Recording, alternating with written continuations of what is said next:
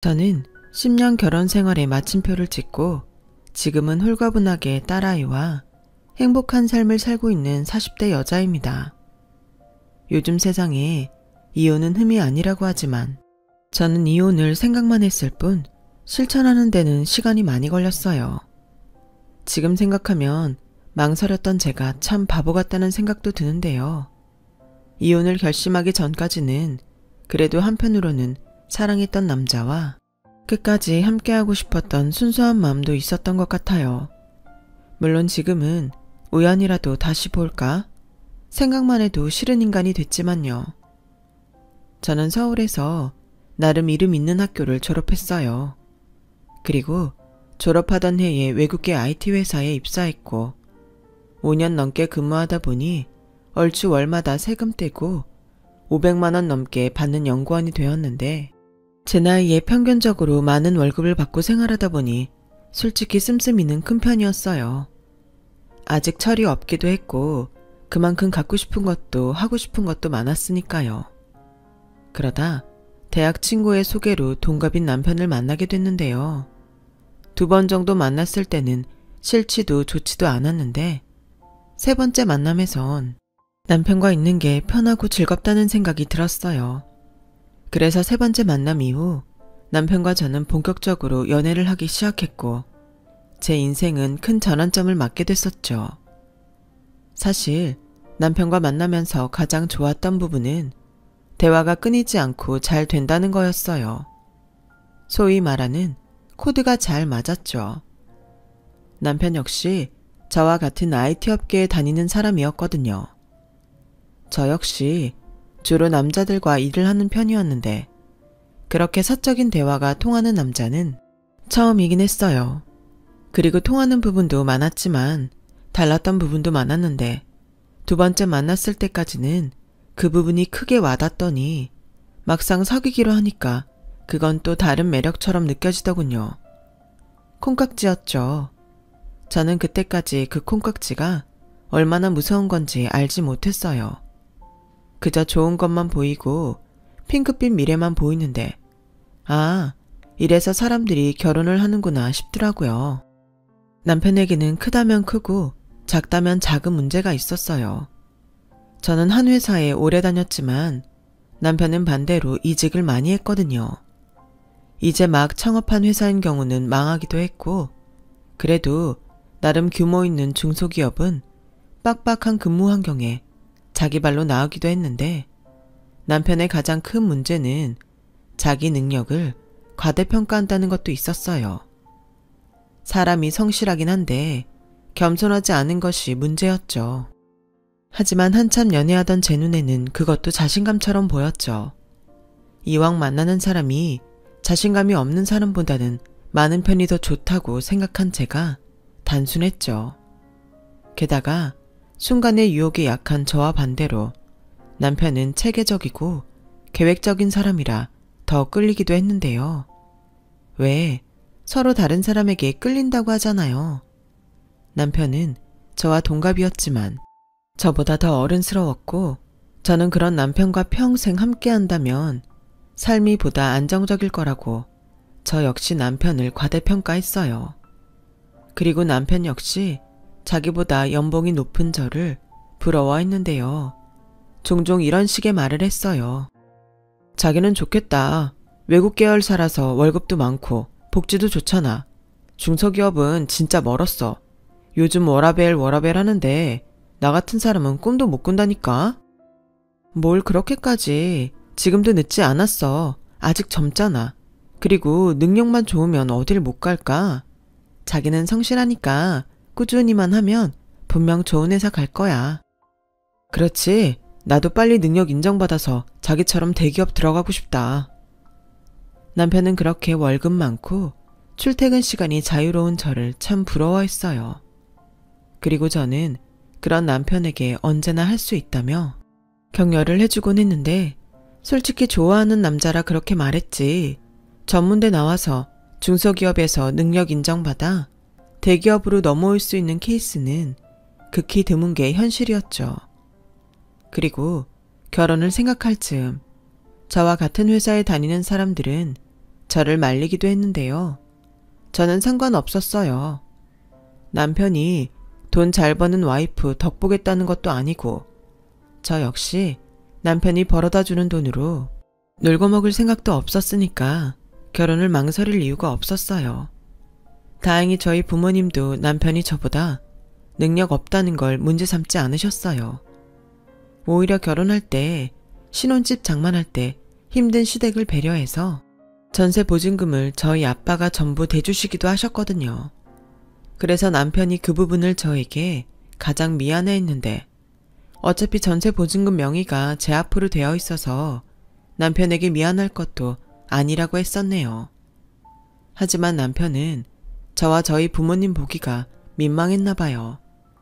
그래서인지 남편은 벌이도 제가 더 많으니 경제권을 저에게 넘겼고 자기는 용돈 받아 생활한다고 하더군요. 처음엔 뭣도 모르고 좋아했지만 이게 정말 저처럼 무계획적인 사람에겐 큰 숙제였어요. 뭐 지금이야 그걸로 많이 배워서 혼자 사는 지금도 나름 돈도 모으고 잘 지내고 있지만 그때는 통장만 제가 들고 있었지 골치 아플 일이 한두 번이 아니었죠. 게다가 남편이 꼼꼼한 편이니 얼마나 간섭을 많이 하는지 결혼 초에는 더럽고 치사해서 각자 버는 거 각자 관리하자고 했는데 제가 수입이 더 많아서 그런지 그건 또 싫다고 하더라고요. 그때까지는 남편이 짠돌이 기질이 있어도 절약해서 큰일을 준비하고 대비하는 사람이라고 생각한 저는 말로는 불평불만이 많았지만 남편의 뜻을 많이 존중했는데요. 살아보니 그것도 제 착각이었어요. 남편이란 놈은 그냥 이기적이고 나쁜 놈이었거든요. 하지만 그걸 알기까지 10년이란 시간이 흘렀어요.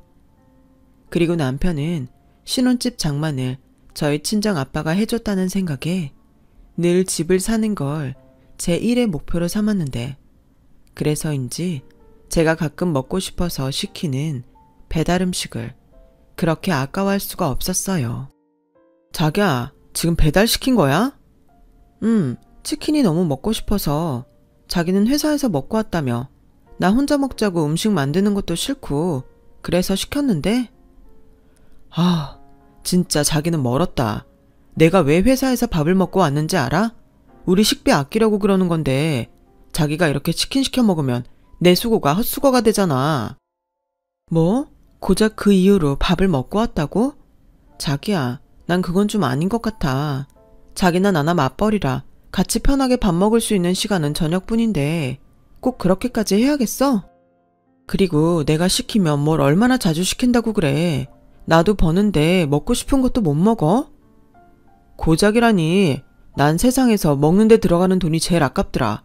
우리 하루라도 더 빨리 집 사려면 이 정도는 노력해야지. 그리고 말이 나와서 하는 말인데 자기 가끔 친구들 만나서 놀다 오잖아. 그것도 나는 낭비라고 생각해. 공원 같은 데서 이야기하면 될 것을 커피에 케이크에 거기에 아쉽다고 술까지 마시러 가면 아우 그게 다 얼마냐? 정말 이럴 거야? 난 자기 뜻도 존중하지만 그렇게 허리띠 졸라매고 살고 싶지 않아. 내가 돈을 왜 버는데. 맛있는 거 먹고 자기랑 또 내가 행복하려고 버는 거잖아. 우리가 적금을 안 붓고 있는 것도 아니고. 그야 그렇지만 따지고 보면 자기나 나나 벌 수 있는 시간이 그렇게 길지도 않아. 노후를 대비해야지. 우리 아이도 낳을 거잖아. 요즘 애 하나 키우는데 돈이 얼마나 드는 줄 알아? 몰라. 그리고 난 자기가 이 정도로 돈돈거리는 사람인지 몰랐어. 우리 신혼인데 꼭 이렇게 궁색을 떨면서 살아야 해? 저는 점점 불만이 많아졌어요. 그리고 주말에 남편과 같이 밥을 먹을 때 제가 이것저것 먹고 싶어서 음식을 다양하게 하면 메인 반찬 하나 있으면 밑반찬은 김치면 된다며 쓸데없이 식재료를 사지 말라고 하는데 남편이 하도 그러니까 저도 한계를 느꼈죠. 사실 제 월급 500에 남편 월급 300인데 그렇게까지 아낄 필요는 없잖아요. 물론 아직 집이 없는 저희 부부였기에 돈 모아서 좋은 집 사는 게 중요하긴 하지만 1년 2년 참는다고 가능한 일도 아니고 또 남편이 총각 때 100만 원씩 모으고 있었는데 제가 200만 원 보태서 무려 300만 원씩 10년 만기 적금을 붓고 있는 게 있었기에 저는 남편의 태도가 지나치다고 생각했어요. 게다가 그 적금 명의는 제가 전세보증금 명의를 갖고 있어서 결론적으로 제가 낸 금액이 더 많은데도 불구하고 남편 명의로 해줬는데 남편은 뭐가 그렇게 불안한지 제가 그렇게 손이 큰 여자인지 몰랐다며 원래부터 그렇게 과소비를 하는 여자였냐는 등 조금씩 위태위태하게 선을 넘었어요.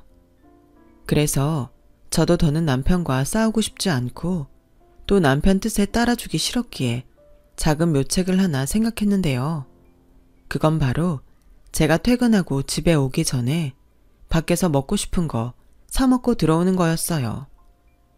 남편과 밥을 먹을 때는 남편 원하는 대로 간소하게 차리되 제가 먹을 건 따로 뒀다 먹었는데 그랬더니 한 번은 이 남자가 냉장고를 뒤지는 게 아니겠어요? 지금 냉장고 열고 뭐해? 아니, 요즘 쓰레기통에 자꾸 못 보던 껍데기가 있어서 자기 혹시 나 몰래 음식 숨겨두고 먹냐? 저는 그때 짜증나게 뜨끔했어요. 딱히 나쁜 짓 한 것도 아닌데 남편이 그렇게 말하니까 저도 모르게 움츠러들더라고요. 그래서 이번 기회에 먹는 것 가지고 치사하게 구는 이 전쟁을 끝장내겠다는 생각으로 남편에게 따졌는데요. 왜 자기가 밥은 간소하게 먹자며 그래서 밥 간소하게 먹는 대신 먹고 싶은 군것질 사다가 먹었는데 뭐가 잘못됐어? 유진아, 너 머리 안 나쁘잖아. 내가 간소하게 먹자는 건 돈을 아끼자는 건데 네가 이런 비싼 군것질을 먹으면 그게 우리 취지에 맞는 거야? 우리 취지가 아니지. 순전히 자기가 원하는 거지. 난 싫어. 전부터 싫다고 했잖아. 내가 못 버는 것도 아니고 이건 내가 벌어서 사 먹는 거니까 그냥 신경 꺼. 지금 그 소리 좀 서운하다. 그러니까 지금 자기가 나보다 더 번다고 나 무시하는 거야? 남편은 정말 기분 나쁜 얼굴로 말했어요. 아니, 먹고 싶은 거 사 먹겠다는 소리가 어떻게 그렇게 들렸을까요? 아무튼 그 일로 남편과 저는 한참 신경전을 벌였어요. 그리고 나중엔 남편이 자기도 사실은 먹고 싶었는지 제가 사둔 군것질을 몰래 먹다가 걸렸고 그 일을 시작으로 일단은 지나치지만 않으면 먹을 건 터치하지 않기로 매듭을 지었어요. 솔직히 지도 맛있고 좋았겠죠. 그리고 맛있는 건 한 번 먹으면 또 먹고 싶잖아요. 그 뒤 남편은 결혼 전보다 10kg이나 찔 만큼 식탐 있는 사람이 되었어요.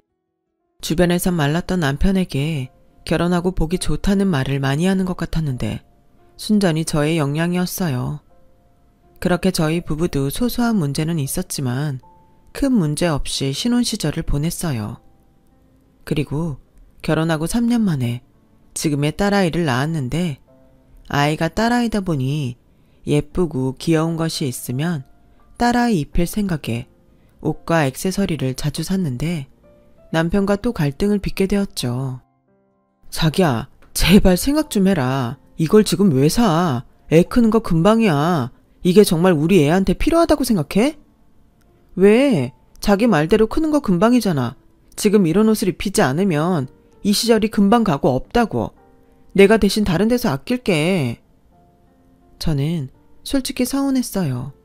저한테 들어가는 돈도 아니고 우리 자식한테 쓰는 건데 그걸 아까워하다니. 속상하더라고요. 그래서 그 일이 있고 남편은 도저히 안 되겠다며 저에게 가계부를 써서 한 달마다 자기한테 검사를 받으라고 하는데 제가 콧방귀를 끼며 싫다며 거절했어요. 당연히 좋을 리가 없잖아요. 가뜩이나 제가 돈 쓰는 거 가지고 모조리 낭비라고 하는 사람에게 뭘 보여주겠어요. 그리고 그 문제는 생각보다 길게 이어졌는데 저도 사람이라 그때부터 남편에게 조금씩 정이 떨어졌어요. 부부가 살면서 가치관이 맞아야 하는데 우리 두 사람은 그게 아니었으니 그때부터 콩깍지가 벗겨지는 건지 궁상을 떠는 남편이 창피하게만 느껴지더라고요. 그런데요. 제가 정말 정이 떨어졌던 결정적인 이유는 그게 다는 아니었어요. 솔직히 우리 가족을 위해 그렇게만 하는 사람이라면 지난번 먹는 문제처럼 충분히 합의점을 찾아서 맞춰볼 수도 있는데 그렇게 먹는 것도 우리 아이 입히는 것도 아깝다던 이 남편은 지네 집에는 뭘 그렇게 못해줘서 안달이라는 것이었어요. 물론 결혼 전과 초에는 이해도 했어요. 시댁이 상당히 어려웠거든요. 게다가 시어머니 혼자 계시고 사고 쳤다가 이혼하고 돌아온 도련님이 있었는데 그 도련님 뒤치다거리까지 시어머니가 하시니 장남인 남편이 마음을 많이 쓰는 듯 보였어요. 하지만 애석하게도 전 그런 시어머니와 잘 지낼 수는 없었는데요. 형편이 어려워서 그런지 시어머니는 욕심도 많고 이기적인 사람이었어요. 저희 부부가 결혼할 때 보태줄 돈 없다고 한 푼도 주지 않으셨는데 남편 앞으로 들어온 축의금은 당신이 몽땅 가져가시고는 결혼식 비용도 내지 않으신 양반이었어요. 그것도 나중에 친정 엄마에게 듣고 알았는데 그때도 저희 부모님이 힘드셔서 그런가 보다 하고 그 비용도 대신 내셨다고 하시더라고요. 그뿐만이 아니었어요.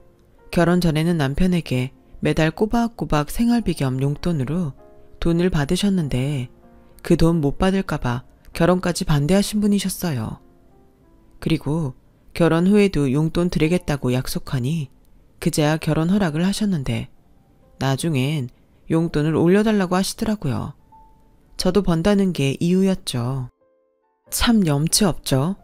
그런데요, 사람의 욕심이 정말 끝이 없는 건지 그렇게 자기 주머니 채운 시어머니는 이제는 또 시어머니 노릇하고 싶어 하셨는데요. 결혼하고 1년 동안은 불편해도 주말엔 우리 집에 와서 식구들이랑 밥 먹고 시댁 일 좀 돕고 해라. 그리고 내 친구들은 며느리가 시집 오면서 좋은 옷도 사주고 좋은 화장품도 사주고 하던데 넌 뭐 없니?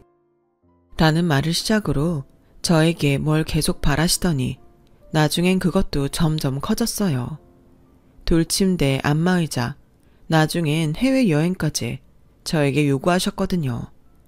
당연히 저는 이건 아니다 싶어 짠돌이 남편 팔아서 그것까지는 하지 않았어요. 그랬더니 시어머니가 자기 아들한테 무슨 소리를 했는지 남편이 저에게 어떻게 자기 엄마한테 그럴 수 있냐고 서운하다고 하더군요. 뭐? 서운해? 그럼 어머님이 바라는 대로 돌침대랑 안마의자 다 사드려? 그렇게 적은 돈도 아깝다고 날리면서 그런 돈은 안 아깝나 봐? 그럼 다른 사람도 아니고 부모한테 쓰는 돈인데 아까우면 그게 자식이냐? 저는 그 말을 듣고 어이가 없어서 헛웃음이 나왔어요. 그러자 눈치 빠른 남편이 자리를 피하더군요. 결혼하면서 그렇게 저희 친정 도움받아 놓고 남편은 저희 친정 부모님이랑 같이 있는 게 어색하고 불편하다며 어지간해서는 친정에 가고 싶어 하지 않았어요. 오히려 받은 게 있으니 더 잘해야 한다는 게 제 생각이었는데 남편은 무슨 자존심인지 자꾸만 저희 부모님을 피하고 싶어 했어요. 자격지심이라고 생각해요. 그렇잖아요. 도움 준 사람한테 더 잘해야지. 자기가 자존심 상한다고 불편하다는 게 말이 되나요? 지 편할 대로 사는 거지. 그러더니 결혼하고 2번째 맞이한 명절엔 저한테 친정에는 혼자 가면 안 되냐고 하는데 자기 부모만 부모고 처가 부모는 부모가 아닌 듯 싶었네요. 게다가 남편은 저희 친정이 시댁보다 잘 산다는 이유로 씀씀이도 참 인색하게 짝이 없었는데요. 한 번은 저희 엄마가 교통사고를 당해 머리를 다치셨고 출혈도 커서 큰 수술을 받게 되신 적이 있었어요. 자식이라고는 저 하나라 제가 대신 병원비를 내겠다고 했는데 남편이 펄펄 뛰더라고요. 부모에게 쓰는 돈이 아까우면 그게 자식이냐고 하더니 지 돈도 아니고 제 돈으로 병원비 내는 건데 왜 그렇게 해야 하냐며 아주 난리도 아니었죠. 병원비가 얼만데 그걸 자기가 낸다는 거야? 제정신이야?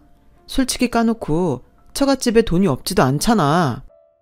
뭐? 지금 말 다 했어?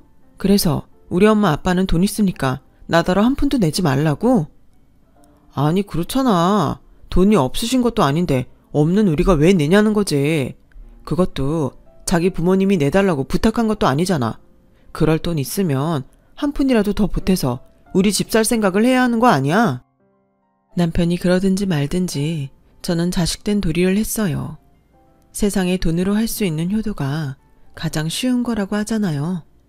그 말이 정말 맞는지 저희 부모님은 뭐하러 그랬냐고 하셨지만 내심 든든하다며 좋아하셨고 병원비는 거의 800만 원 돈이 나왔는데 저는 그냥 엄마가 무사하신 거에 감사하다고 생각했어요. 그러면서 혹여라도 저희 집에서 알고 속상해 하실까봐 그 돈을 남편과 상의해서 같이 드리기로 했다고 거짓말까지 했는데 이 남편놈은 정말로 그 돈을 저희 부모님이 다 받았냐며 그렇게 돈도 있으신 양반이 자식이 주는 돈을 덥석 받을 수가 있냐며 선을 넘더라고요. 그때 바로 이혼을 했어야 했는데 그러지 못한 게 지금 저의 천추의 한이에요. 당신은 당신 어머니가 아프셔도 그렇게 똑같이 얘기할 거야? 아무리 자기 부모 아니라지만 생각 좀 하고 말해. 막말로 결혼하고 자기 어머니한테는 꼬박꼬박 다달이 용돈 드리지만 우리 부모님한테는 용돈 드린 적도 없잖아. 그야 우리 집은 처가랑 상황이 다르잖아. 당신 집은 부모님 두 분 다 계시고 돈이랑 집도 있지만 우리 엄마는 뭐 하나 가진 게 있냐? 집도 전세인데. 난 그냥 여유도 있으신데 그렇게까지 해야 하냐는 거야. 우리 엄마는 없으니까 그렇게 하는 게 자식된 도리고. 참 어이없다. 입장 바꿔서 생각해봐. 이런 말 치사해서 안 했지만 이건 굉장히 이상한 거야. 우리한테 해준 것도 없으신 당신 어머니한테는 해드리는 게 맞고 우리한테 이것저것 해준 우리 부모님은 돈 있으니까 안 하는 게 맞다고? 남편은 제 말에 할 말이 없는지 입을 닫고 방으로 들어갔어요. 꼬라지가 난 거죠. 결혼 전에는 몰랐는데 이 남편놈은 꼬라지가 나면 꼭 저렇게 방에 들어가 문을 잠그는 게 습관이었어요. 지 혼자 쓰는 방도 아닌데 문을 왜 잠그고 지랄인지. 이쯤 되면 저의 콩깍지는 제 인생을 말아먹은 가장 큰 원인이라고 할 수 있을 정도였죠. 그렇게 저희는 관계 회복 없이 멀어져만 갔어요. 그리고 저도 성심이 고운 편은 아니었기에 남편과 냉전 중에는 시댁에는 가지 않았는데요. 어느 날 도련님 생일이라 오랜만에 시댁을 가게 됐는데 그동안 벼르고 계셨는지 시어머니가 먼저 저에게 이렇게 말씀하셨어요. 동훈이한테 이야기 들었다. 그러게 조심 좀 하시지. 괜히 사고가 나서 그렇게 큰 돈만 깨지고 내가 속상해서 밤에 잠이 안 오더라.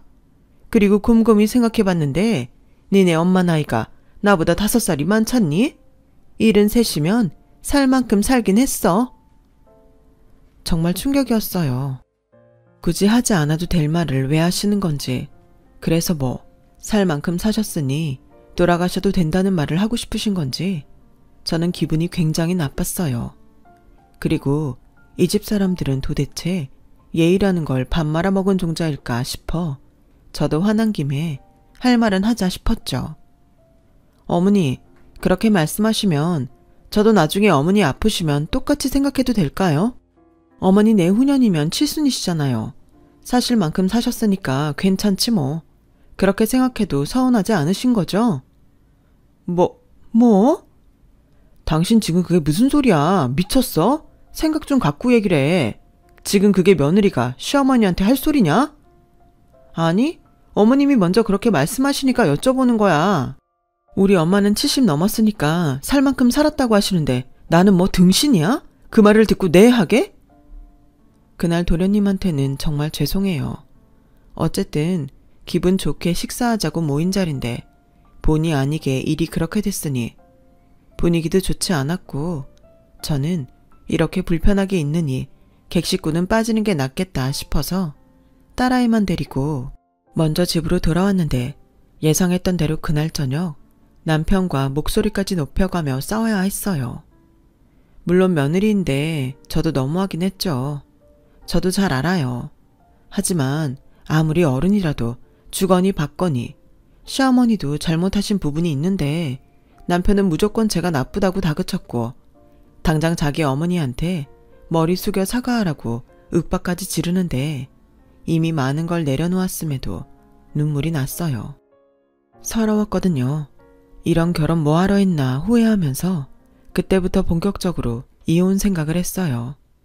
하지만 애도 어리고 그때는 무슨 겁이 그렇게 많았는지 이혼녀라는 꼬리표를 달고 살 자신이 없더라고요. 이러지도 저러지도 못하니 결국 우울증이 오더군요. 재미있게 또 행복하게 살자고 한 결혼이고 열심히 일해서 돈 버는 건데 사는 게 재미없고 아이도 혼자 키우는 것 같았기에 내가 뭐하러 이 짓을 하고 있나. 삶의 의욕이 점점 사라졌어요. 상태는 점점 나빠져 만사가 귀찮았고 조그만 일에도 화가 났어요.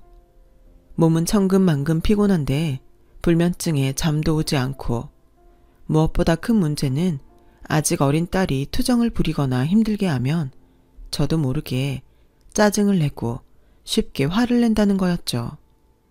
이 아이가 원해서 세상에 태어난 게 아닌데 아이도 울고 저도 울었어요.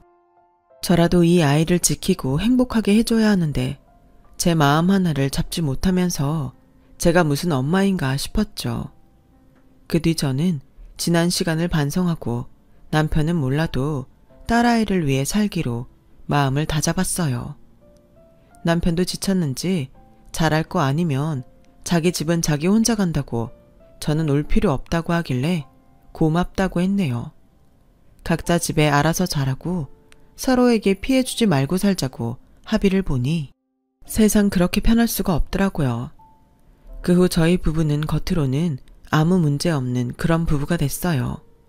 기대하는 게 없으니 더는 실망할 것도 없었고 원래부터 아이는 저 혼자 키우다시피 했으니까 그것도 크게 불편하지 않았죠.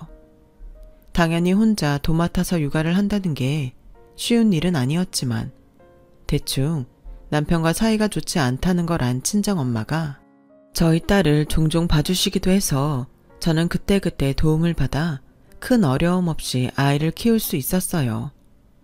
그야말로 남편은 저에겐 있으나 마나한 존재였는데 그렇게 결혼하고 꼬박 10년이 되자 그것도 정이라면 정인지 예전처럼 잘 지내려 하진 않았지만 그래도 한 집에 사는 식구로서 기본적인 건 챙겨주고 살았어요. 그러다 드디어 적금 만기가 되었고 때마침 아이도 7살이라 초등학교 입학을 앞두고 있었기에 저는 이제 집을 사야겠다고 판단했죠. 아이 학교도 있는데 이사를 계속 다니는 것도 그렇고 집값이 점점 오르는 게 이러다 집도 못 살 것 같아 불안했거든요. 게다가 적금이 만기가 되어 목돈도 있으니 조금 무리를 하더라도 아이 키우기 좋은 동네로 이사가고 싶었는데요. 그러다 엄마 친구의 소개로 정말 운 좋게 신축 아파트를 매매할 수 있는 기회가 찾아왔어요. 입주를 앞두고 있던 집주인이 상황이 좋지 않아서 그 집을 급하게 팔게 됐거든요. 워낙 좋은 기회라서 서로 자기가 먼저 그 집을 선점하겠다고 난리가 난 상황이었는데 그 아파트를 저희 엄마와 함께 본 터라 엄마가 먼저 계약금 10%를 입금해 주셔서 제가 계약할 수 있게 됐어요. 계약금이 무려 5천만 원이었는데 적금이 만기였기에 그 정도는 당장 해결해 드릴 수 있어서 별다른 걱정은 없었죠.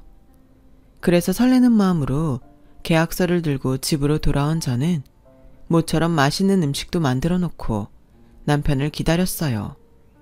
워낙 집을 사야 한다는 생각이 강한 남편이었기에 이번만큼은 저와 남편이 한마음 한뜻일 거라고 생각했는데 막상 계약서를 본 남편은 예상하지 못한 저의 결정에 깜짝 놀랐다는 듯 당황했고 말까지 더듬더라고요.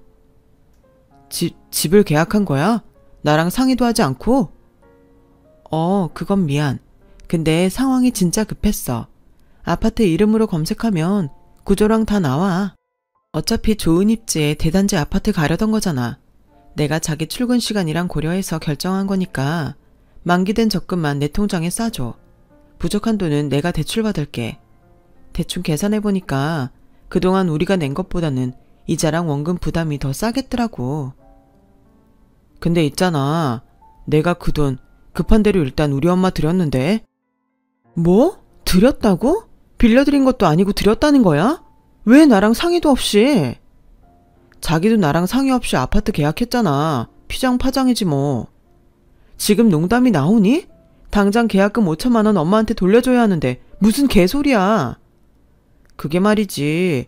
지금 엄마 사는 집주인이 이번에 계약 끝나면 나가라고 했대. 그 동네에 재개발 얘기가 있어서 자기가 들어와 산다나 봐.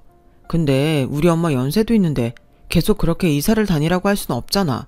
우리 엄마가 살면 얼마나 살겠어. 그래서 이번에 작게라도 집을 사드리면 좋겠다고 생각했지. 엄마도 마침 빌라라도 새 집에 들어가서 살고 싶다고 하시고 우리 만기된 그 돈이면 대출 없이 빌라는 사겠더라. 그래도 명색이 내가 장남인데 그 정도는 해드려야 하지 않겠어? 대신 달마다 드리던 용돈은 좀 줄이기로 했어. 돈 모아서 우리 집 사라고 엄마가 그러자고 하시네. 뭐라고? 4억 가까이 꿀꺽 하시면서 우리 생각해주는 것처럼 그런 소리를 하셨다고? 네가 제정신이니? 혼자 벌어서 모은 돈이면 내가 말도 안 해. 내 돈이 더 많이 들어갔잖아. 근데 어쩜 나한테 이럴 수가 있어? 진정해. 우리 엄마 돌아가시면 어차피 그 돈 다시 우리한테 돌아와. 그리고 자기 이번에 연봉 올랐잖아. 우리 다시 모으면 되지. 웃기고 있네. 다시 모으자고? 그래? 그럼 이번엔 내가 100만 원 낼 테니까 네가 200만 원 내. 그렇게 10년 모아보자고. 가능하겠어? 야, 너 지금 나보다 많이 번다고 유세 떠냐? 그래, 유세 떤다. 사람이 염치가 있어야지. 내가 니네 집 봉이냐?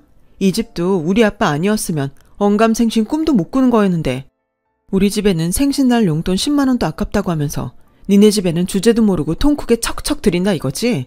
그 돈이 네 거야? 내 돈이 더 많아. 당장 어머니한테 가서 그 돈 다시 받아오지 않으면 이혼할 줄 알아.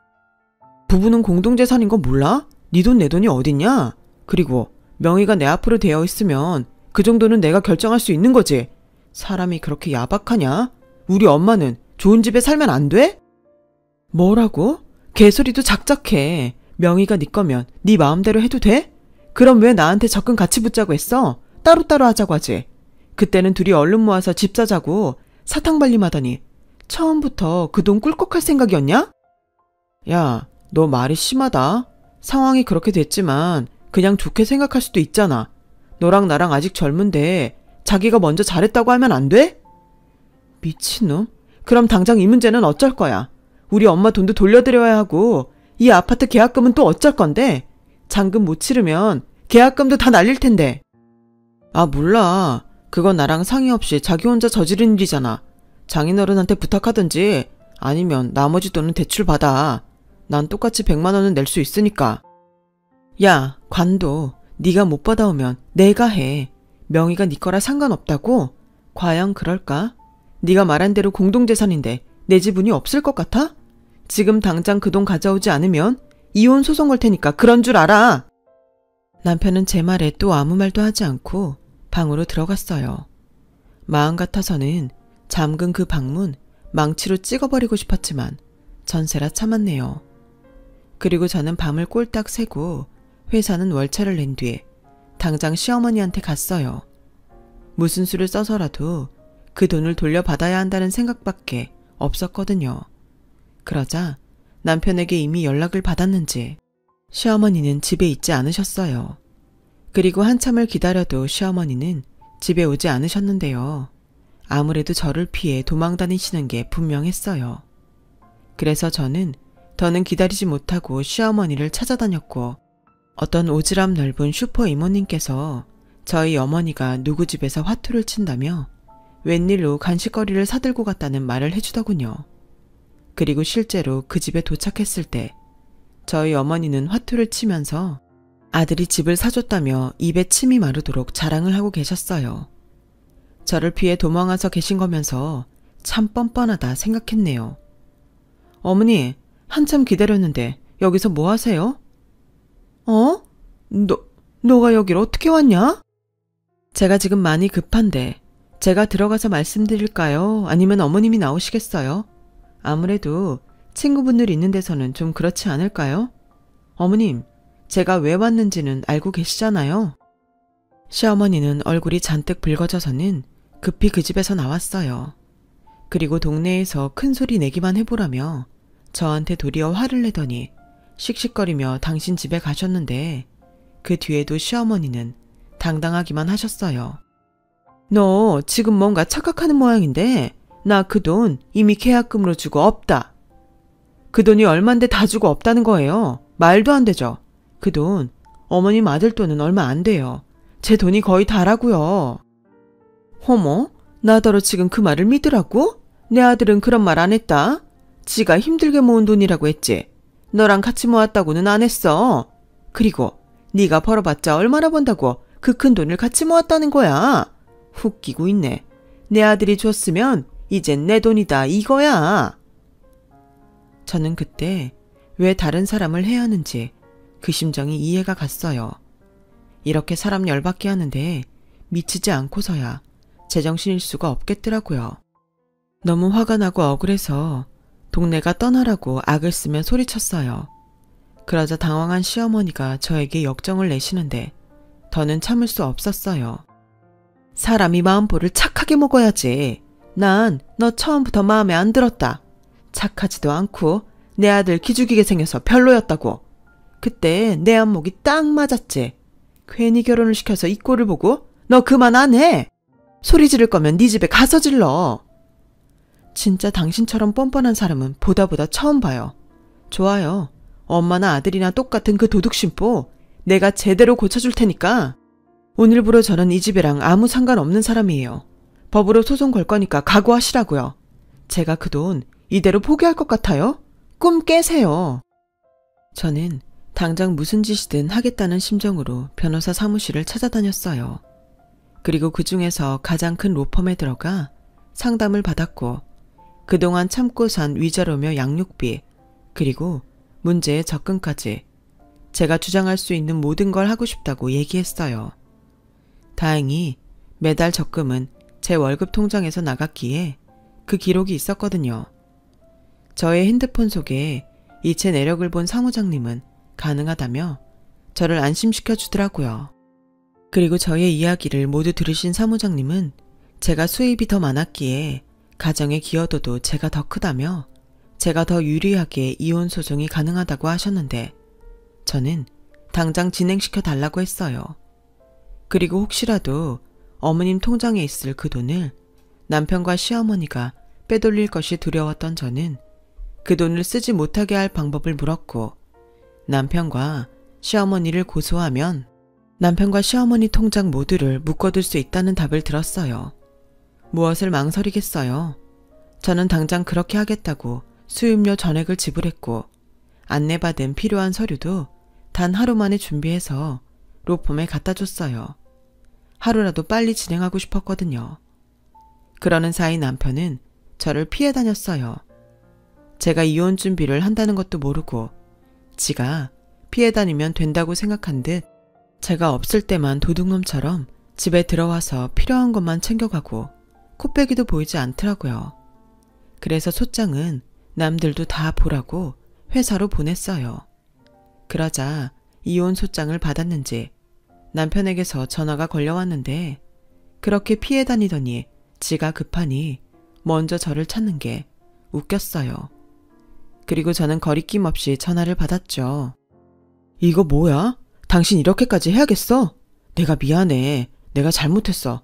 그러니까 한 번만 봐줘. 내가 대신 앞으로 10원 한 장 우리 엄마한테 안 줄게. 자기는 시어머니 없다고 생각하고 살아. 명절도 안 가도 돼. 대신 나는 장인 장모님한테 아들처럼 잘할게. 그러니까 한 번만 봐주라. 응? 우리 딸 지훈이도 있잖아. 그 입 닥쳐. 네가 딸이 있긴 하니? 아빠 노릇 제대로 한 것도 없으면서 어디서 애를 들먹여? 내가 분명 기회 줬잖아. 그동안 내가 너한테 기회를 얼마나 많이 줬는데 이제 와서 그래. 됐고 빌지 마. 받아줄 마음 전혀 없으니까. 그리고 오늘 중으로 네 짐 빼서 집에서도 나가. 우리 집 보증금은 내 명의인 거 알지? 너 명의 엄청 따지잖아. 자기야 제발 그러지 마라. 한 번만 봐줘. 응? 내가 그냥 우리 집에 한 번은 효도하고 싶었어. 내가 막말로 도박을 한 것도 아니고 바람을 피지도 않았잖아. 당신이 딱 한 번만 봐주면. 누가 봐준대. 너나 니네 엄마나 너무 뻔뻔해서 더는 상종하고 싶지 않아. 오늘 중으로 짐 안 빼면 니네 어머니 집으로 죄다 보내버릴 테니까 그런 줄 알고 다신 나랑 우리 지훈이 앞에 나타나지 마. 알겠어? 법원에서 보자. 저는 통쾌한 마음으로 전화를 끊었어요. 그렇게 속이 시원할 걸 왜 참고 살았는지 후회가 파도처럼 밀려왔어요. 그리고 남편이 일단은 후퇴하는 마음으로 시댁에 들어간 듯 집에 오지 않았는데 대신 시어머니 전화가 빗발치듯 걸려왔어요. 당연히 안 받았죠. 무슨 소리 할지 모르지도 않고 그렇게 뻔뻔하게 구셨는데 당신도 당해봐야 하지 않겠어요? 그래서 핸드폰도 무음으로 해놓고 무시했어요. 그러면서 당장 쳐들어올 수도 있다는 생각에 방심하지 않고 있는데 제 예상과 달리 집에 오지는 않으시더군요.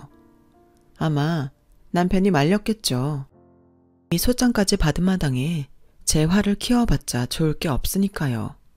그리고 저는 무거운 마음으로 친정에 이 사실을 말씀드렸어요. 안 그래도 저희 엄마가 돈 돌려줄 때가 됐는데 하는 말을 못하는 눈치셨거든요. 그렇게 제 말을 들은 저희 부모님은 왜 여태 그런 일이 있는데 참고 살았냐며 속상해 하셨고 그 길로 두 분 모두 짐을 싸서 저희 집으로 오셨어요. 저희 엄마는 손녀 지훈이가 너무 걱정돼서 자기가 옆에 있어야겠다고 하셨고 저희 아빠는 언제고 남편과 그 시어머니가 집에 올 수도 있으니 당신께서 지키고 있어야 한다고 그러시면서요. 그렇게 보름 정도가 지났어요. 제가 회사에서 일을 하고 있는데 한동안 뜸했던 시어머니의 전화가 걸려왔고 처음엔 무시할까 싶었는데 이상하게 그날은 받고 싶었어요. 그래서 회사 밖에 나가서 전화를 받았는데요. 야, 너 내 통장에 무슨 짓을 한 거야? 돈을 뺄 수가 없다는데 이게 무슨 일이냐고? 아, 그거요. 제가 통장 막아놨어요. 저도 받을 돈이 있는데 어머님이 다 쓰시면 안 되니까요. 뭐야? 네가 아주 돌았구나. 이혼을 하든 말든 난 상관없으니까 당장 내 통장은 풀어놔라. 좋게 말할 때 풀어? 나쁘게 말씀하셔도 안 풀어드려요. 정 급하면 제 돈 돌려주세요.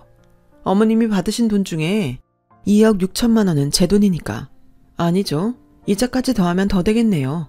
딱 잘라서 2억 7천만 원 저한테 돌려주시면 제가 통장 풀어드릴게요. 독한 것. 내가 그 돈 다 주면 나는 그 빌라 들어가 보지도 못하고 계약금 날리는 거야. 당장 지금 사는 집도 빼줘야 하는데 나더러 길거리에 나 앉으라는 거야? 그걸 왜 저한테 따지세요? 그건 제가 알 바가 아니잖아요. 제가 말씀드렸잖아요.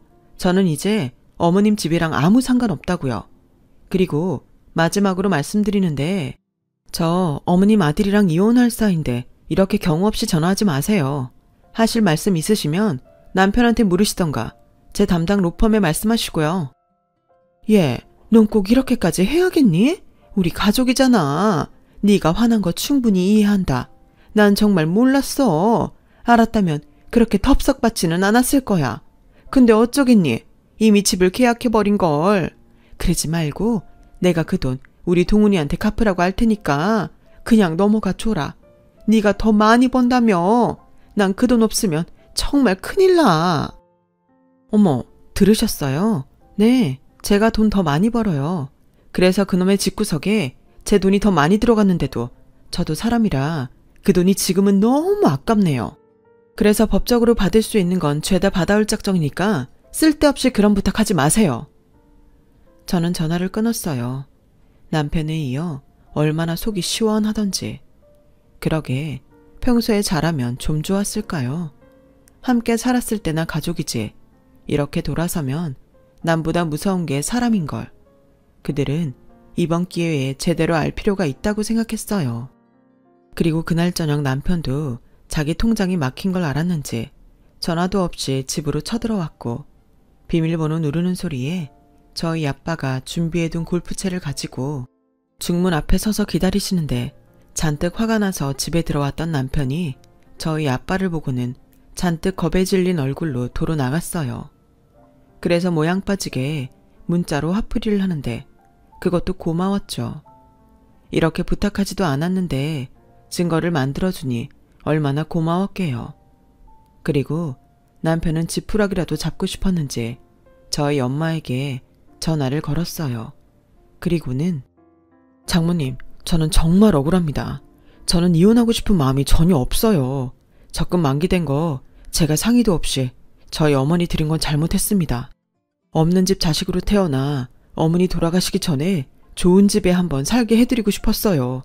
그게 죄인가요? 그게 죄라면 저 달게 받겠습니다. 하지만 전 이혼하고 싶지 않아요. 제 가정 지키고 싶고 무엇보다 저 유진이 사랑합니다. 사랑한다고? 자네 참 듣던 대로 뻔뻔하네. 죄냐고? 그럼 죄지. 내 딸 돈으로 효도하려는 마음이 죄가 아니면 뭔가? 내가 자네 집에 호구짓하라고 내 딸을 낳은 줄 아나? 좋게 말할 때 내 딸 돈 돌려주고 이혼하게. 안 그러면 그때는 골프채로 안 끝나? 알겠나? 그리고 이 집에 얼씬도 하지 말게. 전세보증금 누가 해줬는지 알지? 남편은 그 뒤로 쫄았는지 연락도 없었고 집에 찾아오지도 못했어요. 그리고 지도 제대로 싸우겠다며 변호사를 선임한 것 같은데 소송은 저에게 아주 유리하게 흘렀어요. 뭐 하나 남편이 주장하는 게 말이 안 됐으니까요. 저에겐 증거가 차고 넘쳤고 변호사님도 준비를 어찌나 잘해 오셨는지 제 속이 뻥 하고 뚫리는 것 같더라고요. 결국 저는 모든 소송에서 승소했어요. 양육비도 매달 받는 건 불안해서 일시급으로 받는 걸로 끝났고 친권을 포함한 그 문제의 적금도 제 돈을 다 돌려받을 수 있었어요. 그리고 살던 전세 보증금도 저희 부모님이 전적으로 내주셨기에 재산 분할할 것도 없었는데요. 그동안 제가 받은 정신적인 피해와 기여도가 높아 남편에게 3천만 원 위자료를 받을 수 있게 판결이 났어요. 그러자 남편은 억울하다고 항소를 한다고 했던 것 같은데 워낙 명백하게 나온 증거들 때문에 항소도 못하는 것 같더라고요.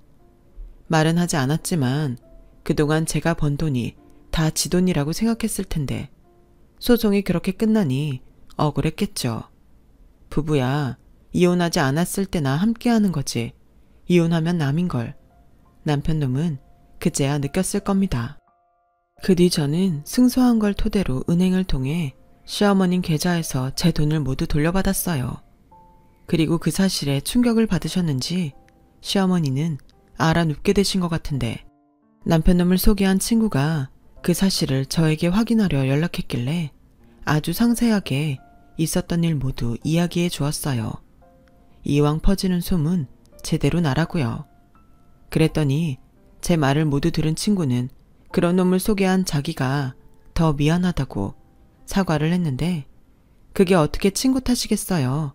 제가 선택한 제 탓이죠. 그런 걸 미리 다 알 수 있다면 대한민국에 이혼할 부부가 어딨겠어요. 그래서 그 친구에겐 괜찮다고 이야기했어요. 그리고 이혼도 잘 마무리됐기에 더는 그쪽 일에 신경 쓰지 않고 살기로 했고 저는 저대로 먼저 계약한 아파트에 딸과 이사를 했죠. 처음 가져보는 내 집에 정말 만감이 교차했어요. 딸에겐 늘 미안한 마음뿐이었어요. 아빠의 빈자리도 미안하고 어릴 때 지 아빠랑 싸우는 모습을 너무 많이 보여준 것 같아 그것도 늘 미안했죠. 그래서 지금부터는 딸아이를 위해 사는 엄마가 되자 결심했어요. 제 인생도 중요하지만 제 딸 인생은 더 중요하니까요.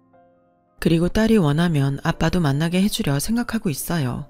뭐 그 인간이 만날 의향이 있는지는 모르겠지만 더는 저희 딸이 상처받지 않았으면 좋겠다는 마음입니다. 비록 저는 결혼은 실패했지만 엄마로서 또 제 인생에서는 꼭 성공하는 사람이 되고 싶어요. 돈을 많이 버는 그런 성공이 아니라 누구보다 행복한 그런 성공이요. 꽤 긴 저의 이야기 들어주셔서 대단히 감사드려요. 항상 건강하시고 행복하시길 진심으로 바라겠습니다. 그럼 안녕히 계세요. 여러분, 사연 댓글에 응원과 현명한 조언 부탁드려요. 좋아요와 구독은 저에게 큰 힘이 됩니다. 오늘도 좋은 일 가득하세요.